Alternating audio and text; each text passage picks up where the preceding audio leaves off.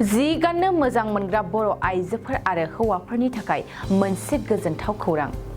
क'क्राझार जिल्लानि सिङाव थानाय गसाइगाव टाउनजों नांजाबनाय राजापारायाव गर्ल्स स्कुलनि अपोजिटआव थानाय F&F Clothing गलायाव बैसागुनि गानग्रा जि आरो दख'ना जोमग्रा सादोर फास्रा, ब्लाउस, आर'नाइ, गामसा आरो हौवाफोरनि शार्ट गुबुन गुबुन रोखोमनि नांगौ जानाय जिफोरखौ मोननो हागोन। आरो बेल' नङा, बेजों लोगोसेनो बर'फोरनि हाबा जुलियाव नांगौ जानाय हौवा गोदान आरो हिन्जाव गोदाननि गासै गानग्रा जोमग्राफोरखौबो मोननो हागोन। बेनिखायनो गोसो गुदुं जि गाननो मोजां मोनग्रा सुबुंफ्रा बे F&F Clothing गलायाव लांफैनो हागोन। नोंथांमोना आबुं आरो गुवारै मिथिनो थाखाय नैबे स्क्रिनाव होनाय जानबुङाव सुलाद लानो हागोन 8472858324 आव। खुलुमग्रोबाय रायजोफोर। आं रेशमा बसुमतारी। आंनि विभिंनि नामा जाहैबाय F&F Clothing, ओमफ्राय आंनि ब्रेन्डआबो F&F Clothing। थ' दा आङो बर्तमान हेन्डलुम प्रडाक्ट्स बानायगासिनो, जेरै बेयावहाय दख'ना, सादर, हिन्जाव गोदानफोरनिबो मोनो। ओमफ्राय रिसेन्टलि आङो हौवा गोदानफोरनिबो खालामबाय आरो दा बैसागुनि थाखाय हौवाफोरनि शार्ट बानायगासिनो आङो। आंनि फेसबुक पेजावबो आङो आपल'ड खालामदों साननैसो सिगां। प्रडाक्ट्स एभेलेबल जायोबा आरो आं खालामबावनाय जागोन। दा आं फैगौ बैसागोनि थाखाय गोदान गोदान प्रडाक्ट्स आं बानायगासिनो।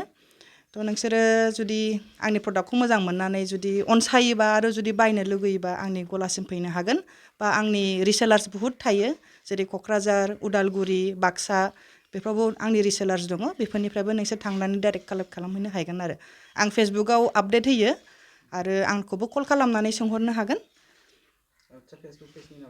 आंना F&F Clothing। दखान बे गला होनायाथ' 3 years जाबाय। बिनि सिगां आङो अनलाइन मार्केट खालामोमोन। औ आं एसे डिजाइनिंआवबो दङ, जेरै आङो फेशन डिजाइन प्लेटफर्मावहाय आङो थांनानै बिदिनो श' खालामहैयो। थांनाय बोसोरावबो आं गुवाहाटियावबो थांदों आरो नै क'क्राझारावबो खालामखांबाय। बिनि सिगां रागामावबो खालामदों, दैजिंआवबो खालामदों, बेनि उनावहाय बैसागुआवबो खालामदों। बैसागु गुवाहाटियाव खालामनाय जादों आरो रिसेन्टलि आं इन्टारनेशनेल फेशन उइकआवबो खालामनाय जादों। आरो आं एसे फिल्म इन्डास्ट्रिनि थाखायबो आङो डिजाइन खालामो, जेरैहाय जोंनि एक्ट्रिसफोरखौ गाननाय नुनो मोनो, जेरै हेलिना, गेमस्रि, फुजिमोनाबो गानो सम सम।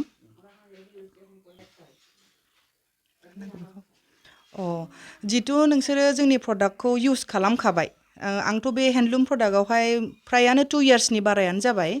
थ' नोंसोर जितु आंनि प्रडाक्टखौ मिन्थिखायो, जेरै जोङो जि कटन माने जों जि खुन्दुं बाहायो बेखौ नोंसोर मिन्थिखायो। थ' बे हिसाबै जुदि जोंनि डिजाइनखौ मोजां मोनोबा, आंनि डिजाइनखौ मोजां मोननानै आंनि जिखौ मोजां मोनोबा आरो अननानै अनसायनानै आरो जाहाथे आङो आरो बारायलांबावनो हाथों, आंनि विभिंखौ आरो बारायलांबावनो हाथों, बा जोंनि बर' माहारिनि थाखाय आङो गोदान गोदान डिजाइन जिथु लाबोदों, गोदोनि बावलांनाय आगरफोरखौ आं लाबोगासिनो, बेखौहाय आरो आङो अडियन्स माने मानसिफोरखौहाय आरो आङो लुबैयो आरो मोजाङै लाबावथों, बायबावथों, आरो आंबो बानायनो आरो गोसो जाबावथों, बेखौनो आं खावलायो। आं गसाइगाव राजापारा, गर्ल्स स्कुल, नियार गर्ल्स स्कुल। 2023-24 सोलोंथाइ बोसोरनि थाखाय गोदान मुं थिसननाय लानानै फैदों बड'लेण्ड एकाडेमि सिनियर सेकेन्डारि फरायसालिया। क'क्राझार जिल्लानि तिनिआलियाव थानाय बर' बिजोंनि बड'लेण्ड एकाडेमि सिनियर सेकेन्डारि फरायसालिया दायो केजिनिफ्राय 9 थाखोसिमनि गोदान मुं थिसननायखौ लागासिनो। बड'लेण्ड एकाडेमि सिनियर सेकेन्डारि फरायसालियाव गुनगोनां सोलोंथाइ होनायजों लोगोसेयैनो नोंथांमोना बे फरायसालियाव थानाय जानायनि हस्टेल खाबुखौ मोननो हागोन।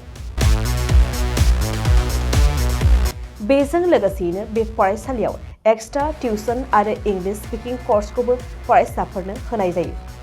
गोसो गोनां फरायसाफोरा मुं थिसननायखौ बाङाय बेसेनावनो मोननो हागोन। बेनिखायनो बड'लेण्ड एकाडेमि सिनियर सेकेन्डारि फरायसालियाव फरायसा एबा नोंथांमोनहा मुं थिसननायनि बागै मिन्थिनोब्ला नैबे मबाइल नम्बर 9101488399 नङाब्ला थोंजों फरायसालियाव थांनानै खौरां लाहैनो हागोन।